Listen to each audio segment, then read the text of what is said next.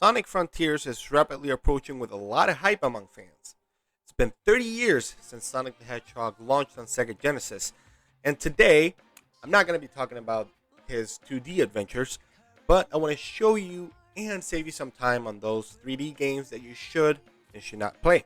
With the highest of the highs,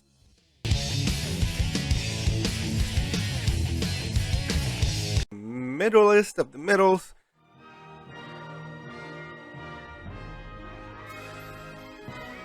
and the lowest of lows.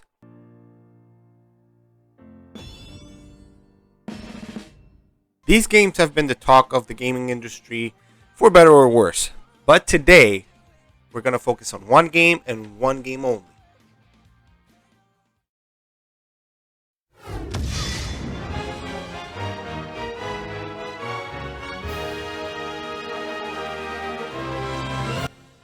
Yep, I'm talking about Sonic Unleashed.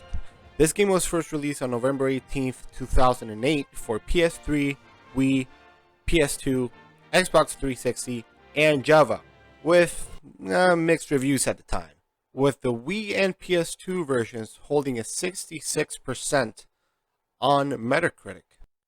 But for the purposes of this video, we're going to focus only on the Xbox 360 version, which I'm currently playing on Xbox Series X, which is probably the best version of it. It runs at 60 FPS, which is going to provide the smoothest gameplay possible. So with that in mind, let's start this little review.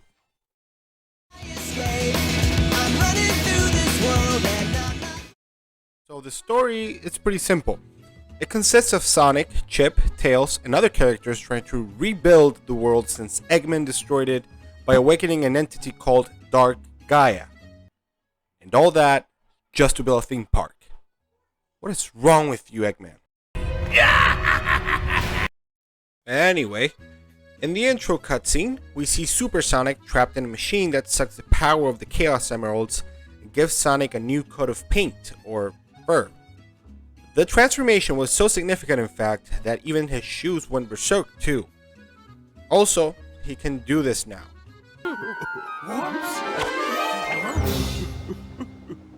Sonic, your arm just stretched. Weird.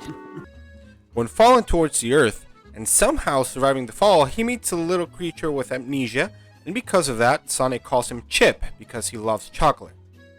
Yep, that checks out. Chocolate? Did you say chocolate? Yes, sir. With or without nuts. Chocolate? Chocolate! Chocolate! Chocolate!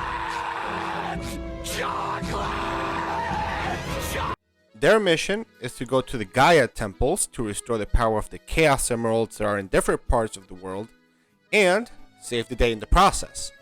From there, the game continues its story like a Saturday morning cartoon, which is definitely not a bad thing, but it gets a little campy in places. And considering that this is an E10 Plus game, it's pretty much expected at that point. There are some memorable moments though, like the already mentioned intro cutscene being considered the absolute best intro in any Sonic game. And also a really interesting twist, which I'm not going to spoil, but in my opinion, it works out pretty well. Is it perfect? Absolutely not. But it will certainly entertain you from beginning to end.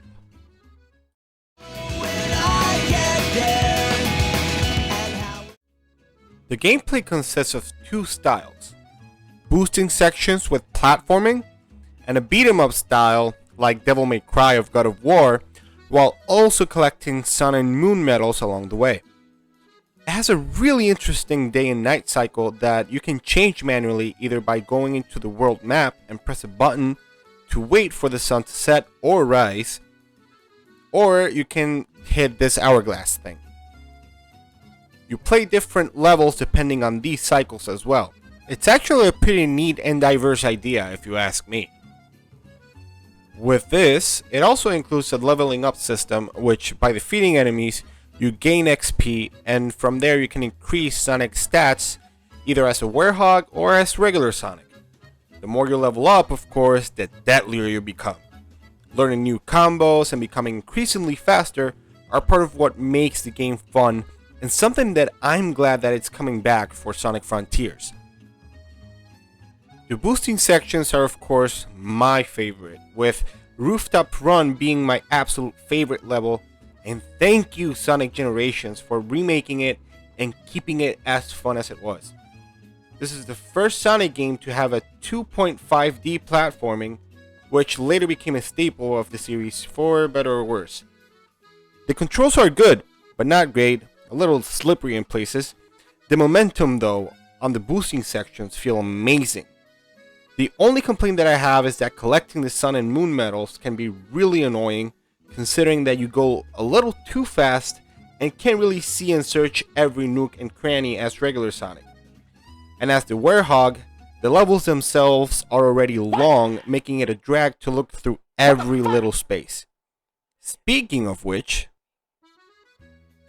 the Werehog sections are divisive, to say the least. Either you like them or you don't, and this is what makes the game divisive by itself. They're long, some levels drag, just because of the platforming and puzzles, and not because they're bad. It's pretty much because the camera sometimes it's not your friend. I don't like them that much, but it still keeps things fresh from time to time to make it worthwhile.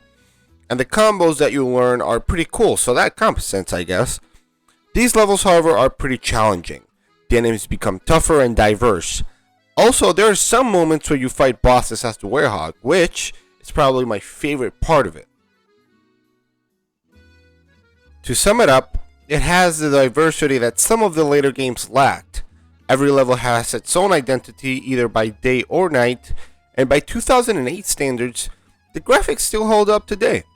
And mind you that in the Xbox Series X, it only has the FPS boost and not the HDR, so you can definitely tell that the game still looks amazing. The boosting sections of course are awesome and became the blueprint for future games, while the Werehog levels are good, but they overstay their welcome at times. But nonetheless, the game is still fun. Even though it still has its problems, the game is as fun as ever, and in my opinion, it does work a little better than the later games. Some of them, obviously. So you can definitely overlook those little problems. I see it, and now it's all within my reach. Sonic games are known for having some really awesome soundtracks. From Live and Learn, Escape from the City, His World, and the absolutely underrated Infinite from Sonic Forces, and others that I definitely forgot to mention. But here we have some exhilarating songs like Rooftop Run,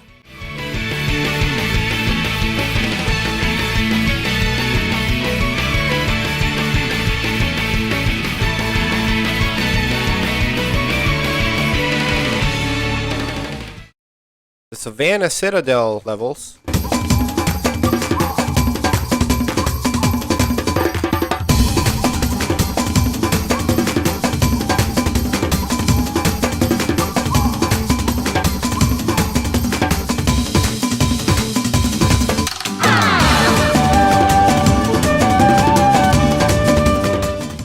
and of course Endless Possibility being the main track for this game. I see it, and now it's all within my reach. Possibility. I see it now. It's always been inside of me. It also has an epic version, which it's used on the final boss against Dark Gaia.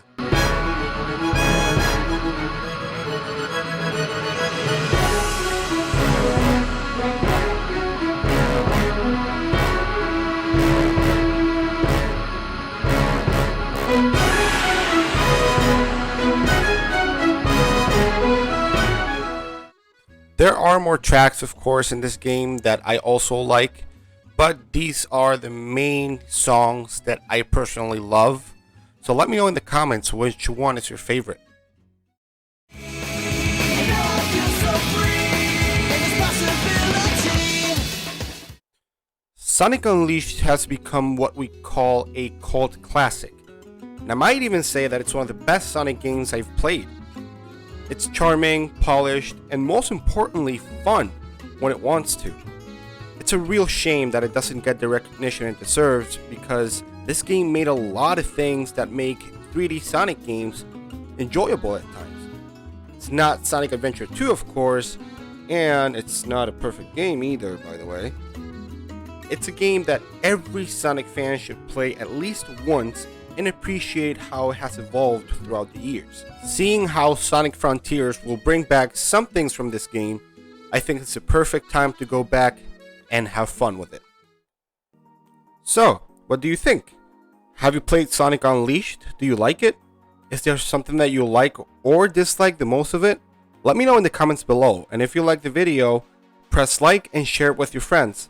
Also, you can subscribe and press the notification bell to be up to date with new content. This was Zed Games reporting. Thanks for watching.